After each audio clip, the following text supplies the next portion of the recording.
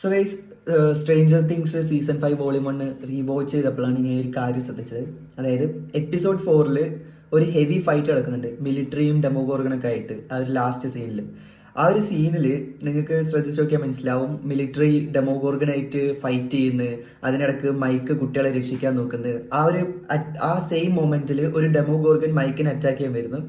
എന്നിട്ട് ഒരു soldier flame thrower use ചെയ്യുന്നു. അപ്പോൾ ഇത്രയും ടെൻസ്ഡ് ആയിട്ടുള്ള ഒരു ഫൈറ്റ് അവിടെ നടക്കണേ, ഇത്രയും ഡിസ്ട്രാക്ഷൻ അവിടെ നടന്നുകൊണ്ടിരിക്കുമ്പോൾ ഒരു സംഭവം നടന്നു.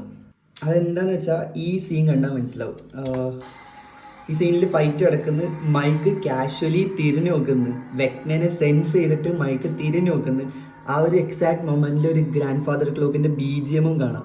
ഈ ഒരു കാര്യം 4th സീസണായിട്ട് കണക്ട് ചെയ്താൽ, ലാസ്റ്റ് സീസണായിട്ട് കണക്ട് ചെയ്താൽ മനസ്സിലാക്കാൻ പറ്റുന്ന ആ ഒരു സീസണിൽ 4 വിക്ടിംസിനും, അതായത് 4th സീസണിലുള്ള 4 വിക്ടിംസിനും കോമൺ ആയിട്ട് ഒരു കാര്യം ഉണ്ടായിരുന്നു.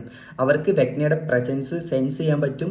അതേപോലെ ഗ്രാൻഡ് ഫാദർ ക്ലോക്കിനെ കാണാനോ അല്ലെങ്കിൽ ആ ഒരു സൗണ്ട് കേൾക്കാനോ പറ്റുമായിരുന്നു. ആ ഒരു എക്സാക്ട് സെയിം സംഭവമാണ് ഇവിടെ നടന്നിട്ടുള്ളത്. കാരണം വെക്ന വരുന്നുണ്ട് എന്നുള്ള ഒരു ക്ലൂ അവിടെ ഉണ്ടായിട്ടില്ല. വെക്ന കാഷ്വലി പോർട്ടലിൻ്റെ അടുത്തേക്ക് നടന്നു വരുന്നു, ബട്ട് മൈക്ക് അത് സെൻസ് ചെയ്തിട്ട് തിരിഞ്ഞു നോക്കി. സോ നിങ്ങൾക്ക് എന്താ തോന്നുന്നത്? കാരണം മൈക്കാണല്ലോ ഈ ഒരു ടീമിൻ്റെ ഹാർട്ട് എന്ന് പറയുന്നത്. അപ്പോൾ വാട്ട് വിൽ ഹാപ്പൻ? വെക്നയുടെ നെക്സ്റ്റ് ടാർഗറ്റ് ആവാനുള്ള സാധ്യതയും ഉണ്ടാവാം മൈക്കിന്.